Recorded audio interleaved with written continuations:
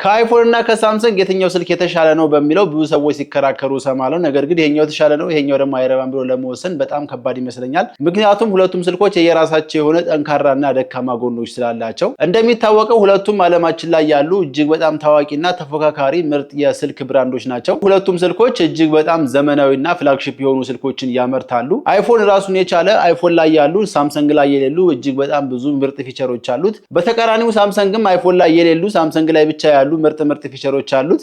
ዛሬ በዚህ ቪዲዮ ሳምሰንግ ላይ ቢካተቱ ብዬ የማስባቸው ጽድት ያሉ የአይፎን የፕራይቬሲ እና የሴኩሪቲ ፊቸሮች እንዲሁም ለዚህ ተጨማሪ ፊቸሮችን በዝርዝር እናያለን። ስለዚህ ቪዲዮ ላይክ አድርጋችሁ ጀምሩ። ለቻናሉ አዲስ ከሆናችሁ ደግሞ ሰብስክራይብ ብታደርጉ የምትጠቀሙት እናንተ ናችሁ።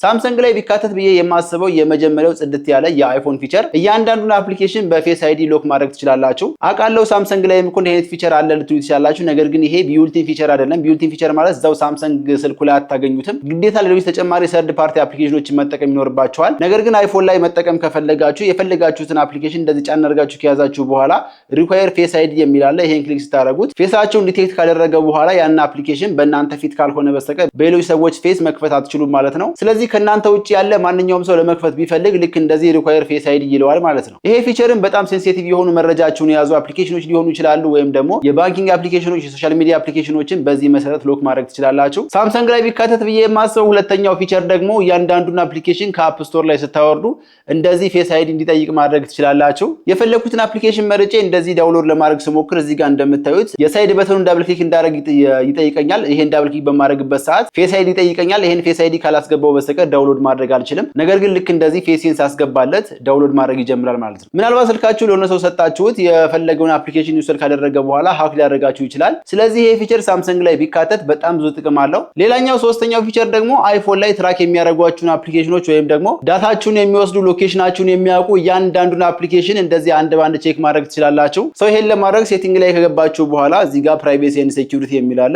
እሱን ክሊክ አድርጋችሁ ስትገቡ ትራኪንግ የሚል አለ። ትራኪንግ የሚለውን ክሊክ ስታደርጉ ዳታችሁን ሊሆን ይችላል እያንዳንዱን የእናንተ መረጃ ትራክ የሚያደርጉ አፕሊኬሽኖች ካሉ እየመረጣችሁ እያንዳንዱን ኦፍ ማድረግ ትችላላችሁ። ሌላው ሎኬሽን ሰርቪስ ነው። እሱንም ክሊክ አድርጋችሁ ሎኬሽናችሁን የሚያውቁ አፕሊኬሽኖች ካሉ እነሱን ክሊክ እያደረጋችሁ ኦፍ ማድረግ ትችላላችሁ። ሌላኛው አይፎንን ከሳምሰንግ የተሻለ የሚያደርገው ዲሴብል የሆኑ ሰዎች ለአጠቃቀም እጅግ በጣም ምቹ መሆኑ ነው። ምናልባት እጅ የሌላቸው ሊሆኑ ይችላሉ፣ መስማት የተሳናቸው ወይም ደግሞ አይነ ስውራንም ቢሆኑ አይፎንን በጣም በቀላሉ በተለያዩ ሜካኒዝሞች መጠቀም ይችላሉ። ከነዛ ሜካኒዝሞች ውስጥ የመጀመሪያው ሄድ ትራኪንግ ይባላል። ሄድ ትራኪንግ ማለት በግንባራችሁ ወይም ደግሞ እንደዚህ ጭንቅላታችሁን እያንቀሳቀሳችሁ ስልካችሁን በቀላሉ የምትቆጣጠሩበት መንገድ ነው። ሴቲንግስ ላይ ገብታችሁ አክሰሲቢሊቲ የሚለውን ክሊክ ካደረጋችሁ በኋላ ታች ላይ ሄድ ትራኪንግ የሚል አለ። ይሄን ክሊክ አድርጋችሁ ኦን ስታደርጉት ቅንድባችሁን ከፍ ዝቅ በማድረግ አፋችሁን በመክፈት እንዲሁም በመዝጋት ፈገግ በማለት አይናችሁን ብሊንክ በማድረግ ብቻ የተለያዩ ነገሮችን በማድረግ ስልካችሁን መቆጣጠር ትችላላችሁ። ለምሳሌ እኔ ሄድ ትራኪንግ የሚለውን ኦን ካደረኩት በኋላ እንደዚህ ግንባሬን ከፍና ዝቅ ሳደርግ እንደዚህ ከላይ ያለችው ከርሰሯ ትንቀሳቀሳለች። እዚህ ጋር ሬዝ አይብሮስ የሚለውን ክሊክ ካደረኩ በኋላ ከነዚህ አማራጮች ውስጥ የፈለኩትን ክሊክ አድርጌ እመርጥለታለሁ። ከዛ ልክ እንደዚህ ቅንድቤን ከፍ ሳደርግለት ካሜራ ይከፍትና ፎቶ ያነሳል ማለት ነው። ስለዚህ በዚህ መሰረት እያንዳንዱን እንቅስቃሴያችሁን ሴት ካደረጋችሁ በኋላ በቀላሉ ስልካችሁን መቆጣጠር ትችላላችሁ። ሌላኛው ወሳኝ ፊቸር ደግሞ ስልካችሁን በቀላሉ በአይናችሁ እንቅስቃሴ መቆጣጠር ትችላላችሁ። ስለዚህ እዚህ ጋር አይ ትራኪንግ የሚለውን ክሊክ ካደረጋችሁ በኋላ ኦን ታደርጉታላችሁ። ከዛ እንደዚህ የአይናችሁን እንቅስቃሴ ዲቴክት እንዲያደርገው እያንዳንዱን ነገር ሴት አድርጎ ወይም ካሊብሬት ያደርገዋል። ካሊብሬት አድርጎ ከጨረሰ በኋላ እንደዚህ የአይናችሁን እንቅስቃሴ እየተከተለ ስልካችሁ ላይ የተለያዩ አክሽኖችን ማድረግ ትችላላችሁ። ምናልባት እኛ ጤነኛ ስለሆነ እነዚህ ፊቸሮች በጣም ቀላልና ያን ያክል ቫልዩ ያላቸው ላይመስል ይችላል። ነገር ግን በእነዚህ ፊቸሮች አማካኝነት ስልካቸውን እየተጠቀሙ የዕለት ተዕለት ኑሯቸውን የሚመሩ በጣም ብዙ ሰዎች አሉ። እዚህ ስልክ ላይ የሚካተተው እያንዳንዱ ፊቸር እንዲሁ ሰዎችን ለማስደመምና ለማስገረም ሳይሆን ከፍተኛ ጥናትና ምርምር ተደርጎበት ምን ያህል ሰዎች ተጠቃሚ ሊሆኑ እንደሚችሉ እንዲሁም ድርጅቱ ከነዚህ ፊቸሮች አማካኝነት ምን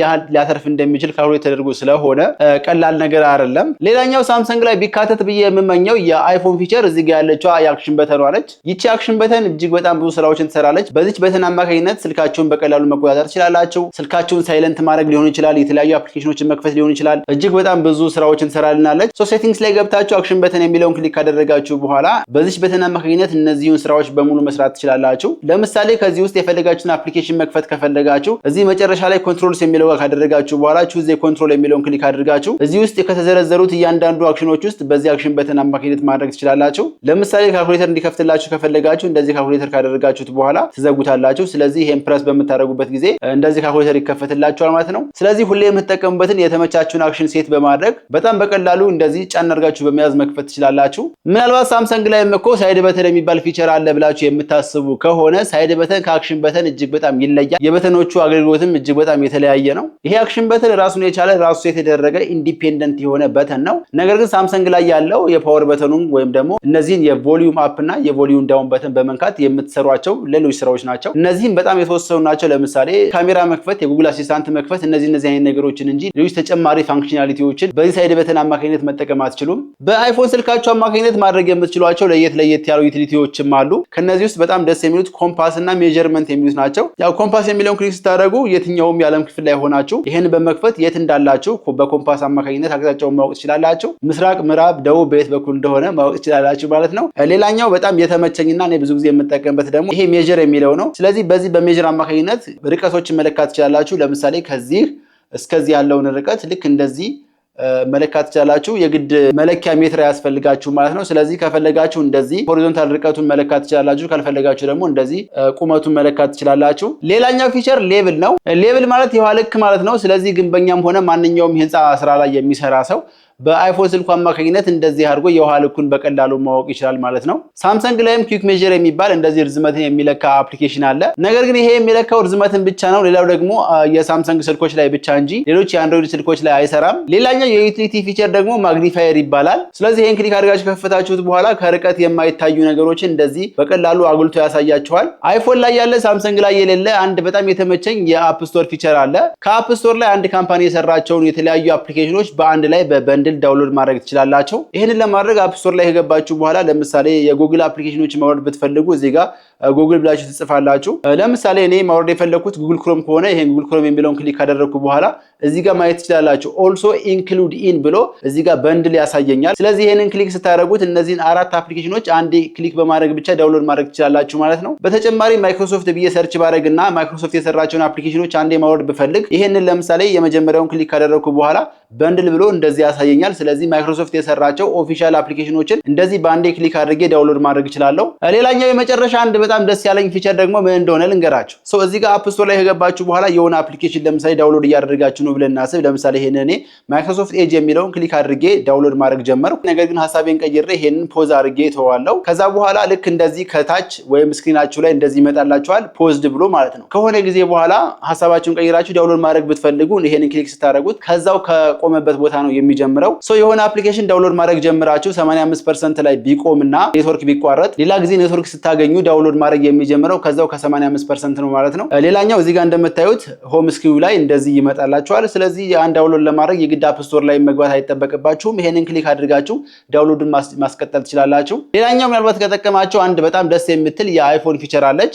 እዚህ ጋር ቶርች የሚለውን ክሊክ አድርጋችሁ ይሄንን ቶርቹን ካበራችሁ በኋላ እዚህ ጋር ጫና አድርጋችሁ ይዛችሁ እንደዚህ ማርዘም ወይም ደግሞ ማሳጠር ትችላላችሁ። ያ ማለት የሚበራው ርዝመቱ ይጨምራል ማለት ነው። ከዛ በተጨማሪ ይሄንን እንደዚህ ወደ ጎን ማስፋት ወይም ደግሞ ሰርኩላር እንዲሆን ማድረግ ትችላላችሁ። ይሄንን ኤሪያውን ብዙ ከቨር እንዲያደርግ እንደዚህ ማስፋት ወይም ደግሞ ማጥበብ ትችላላችሁ ማለት ነው። ስለዚህ አይፎን ላይ ያሉ ሳምሰንግ ላይ ቢካተቱ ብዬ ያሰብኳቸው ለየት ያሉ ፊቸሮች እነዚህን ይመስሉ ነበረ። እስኪ እናንተ የትኛው ደስ አላችሁ? የትኛው ተመቻችሁ? ሐሳብ አስተያየታችሁን ኮሜንት ላይ ጻፉልኝ። ሳምሰንግ ላይ ያለ አይፎን ላይ ግን የሌለ ለየት ያለ ፊቸር ብላችሁ የምታስቡት ካለ ደግሞ እንዲሁ ሐሳባችሁን ኮሜንት ላይ ጻፉልኝ። በተረፈ ይመቻችሁ። ፒስ